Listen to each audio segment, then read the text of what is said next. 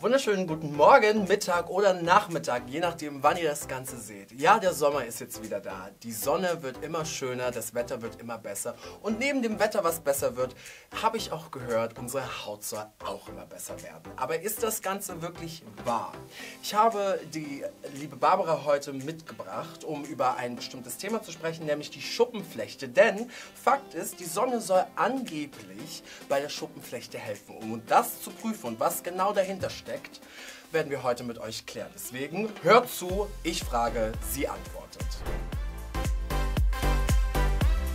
Ich bin Max, ich studiere Medizin und arbeite bei Dermanostik und beantworte eure Fragen über Haut, Haare und Nägel. Deswegen, ja. So, und das ist meine liebe Gastmoderatorin heute, die Barbara.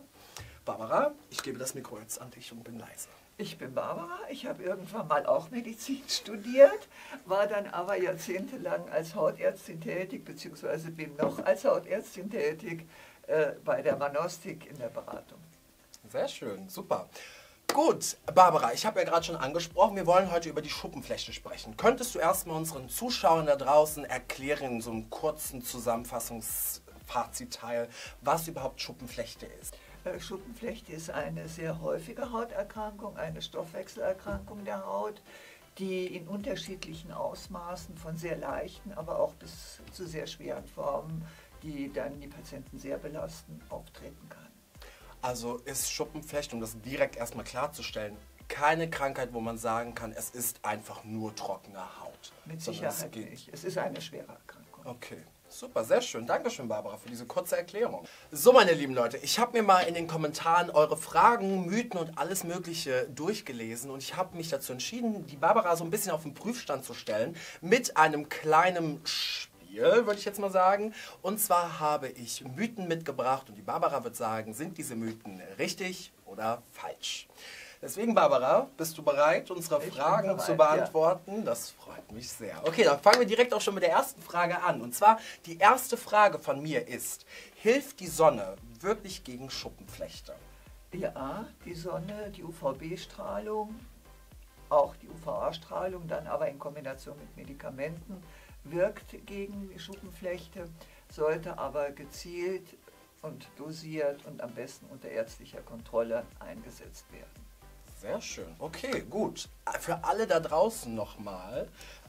Barbara, könntest du für jeden da draußen, der es noch nicht mitbekommen hat, vielleicht nochmal kurz als kleinen Exkurs erklären, was der Unterschied zwischen UVA und UVB ist? Weil ich glaube, das ist vielen Leuten nicht so klar.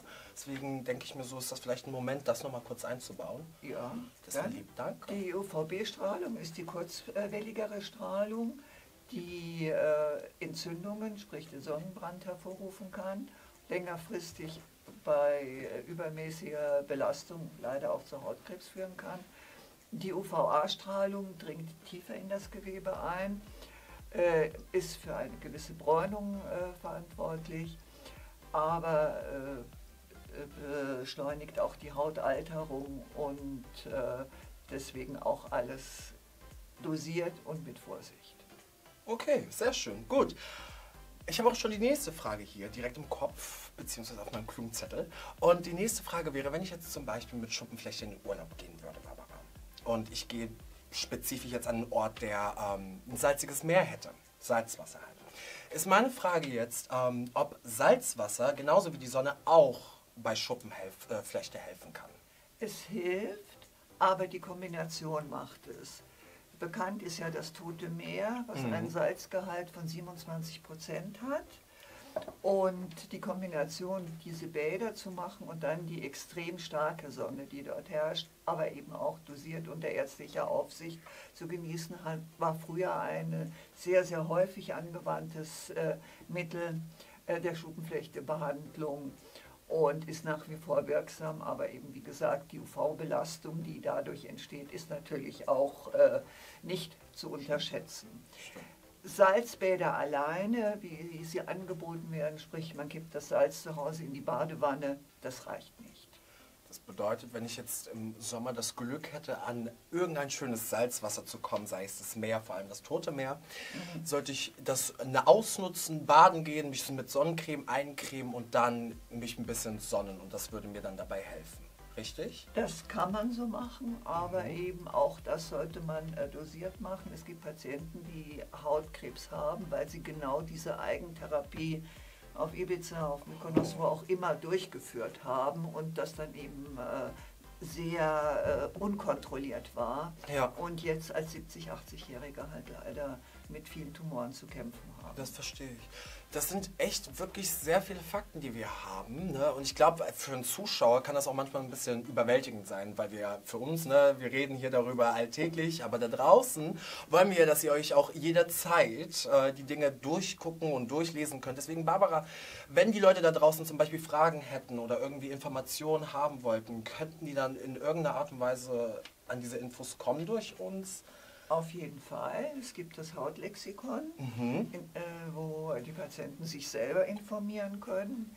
Wenn es aber speziellere Fragen sind, stehen wir im Beratungsdienst, ja, wie schon bekannt, 24 Stunden an 7 Tagen der Woche zur Verfügung. Das ist sehr cool. Deswegen, Leute, falls ihr Fragen habt, fragt einen unserer Hautärztinnen oder lest im Hautlexikon eigenständig nach.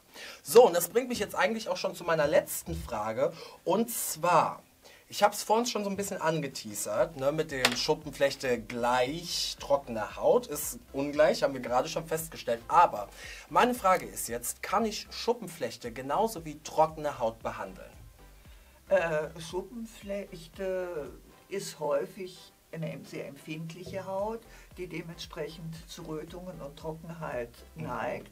Das heißt, rückfettende Hautpflege ist wichtig, aber stellt natürlich eine Zusatzbehandlung dar, keine effektive medizinische Behandlung. Aber Hautpflege, rückfettende Hautpflege bei Schuppenflechte immer ein gutes Thema. Okay, das heißt, um es nochmal zusammenzufassen, im Endeffekt Hautpflege, vor allem rückfettende Hautpflege, hilft, aber ist nicht das Einzige, was quasi reichen würde, um Schuppenflechte zu behandeln. Ja, genau. Sehr so gut, ist es. cool. Dankeschön, Barbara, dass du unsere Fragen hier heute alle so auf den Prüfstand gestellt hast und beantwortet hast. Ich glaube, das wäre es auch schon für den Anfang mit unseren Fragen gewesen. Deswegen, liebe Leute, solltet ihr noch irgendwelche Fragen oder Mythen haben, die wir hier noch nicht klären konnten, schreibt die uns auf jeden Fall in die Kommentare. Ansonsten, falls euch das Video gefallen hat, wollte ich sagen, aber falls euch das Video wirklich gefallen hat, lasst ein Like da, kommentiert, sagt uns, was ihr vielleicht euch anders wünscht oder ob ihr irgendwelche Dinge wollt, die wir auch nochmal hier auf unserem Kanal zusammen besprechen, ja.